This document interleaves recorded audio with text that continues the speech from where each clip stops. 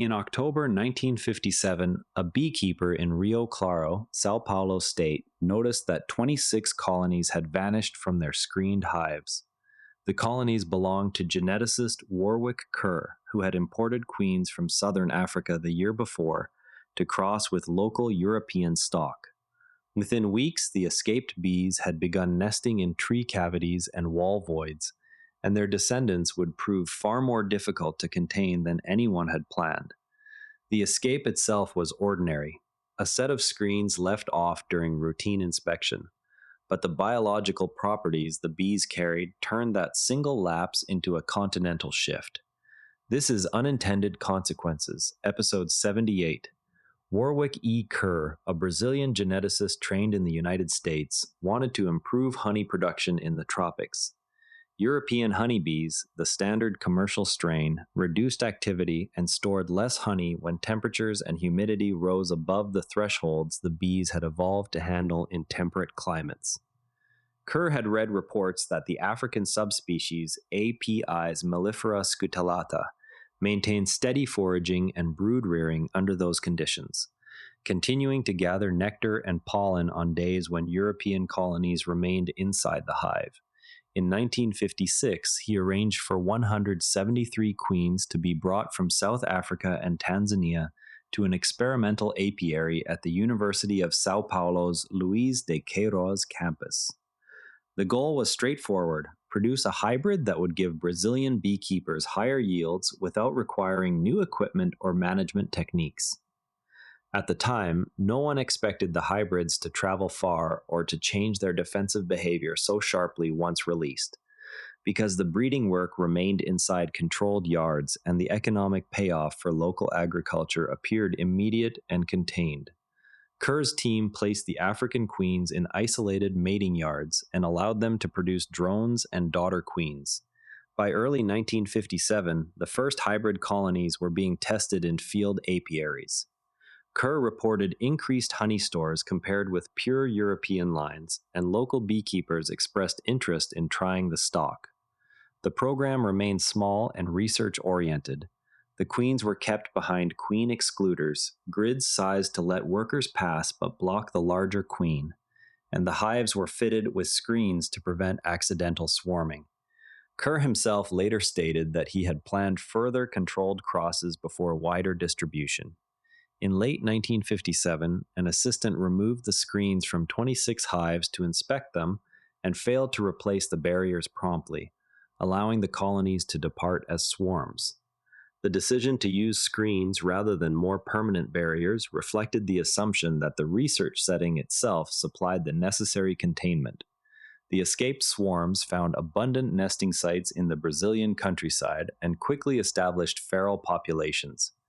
Because African bees mate at greater distances and their drones outcompete European drones at congregation areas, the hybrid trait spread rapidly through successive generations. Within 5 years, the new bees had displaced or hybridized with most managed European colonies in southern Brazil. Their defensive response was markedly stronger. Colonies would pursue intruders for hundreds of meters and attack in greater numbers once the alarm pheromone threshold was crossed, a trait tied to the same genetic package that supported vigorous foraging.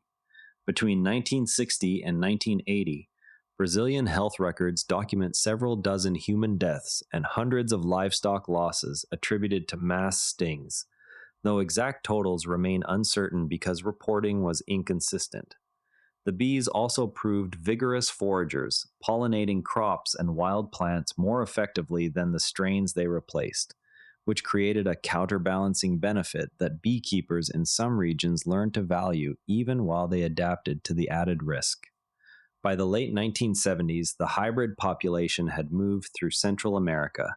The first colonies reached the United States near Hidalgo, Texas in 1990. Beekeepers in the southern states had to adopt heavier protective equipment and more frequent colony inspections, raising operating costs. The same reproductive advantages that made the bees successful also made them nearly impossible to eradicate once established outside managed apiaries, because any surviving swarm could restart the population without further human assistance. Public alarm produced the killer bee label in the press, but control efforts focused on practical management rather than eradication. In the United States, the Department of Agriculture established a barrier zone along the Mexican border using bait hives and drone trapping. The effort slowed, but did not stop northward movement. Beekeepers learned to requeen with European stock annually in some regions, though success varied because the hybrid drones continued to mate with new queens. In Brazil, many commercial operations simply switched to the hybrid bees and adjusted handling practices, accepting higher productivity alongside stricter safety protocols. Today, Africanized honeybees occupy most of South and Central America and the southern tier of the United States. Estimates suggest they account for the majority of feral colonies in those areas.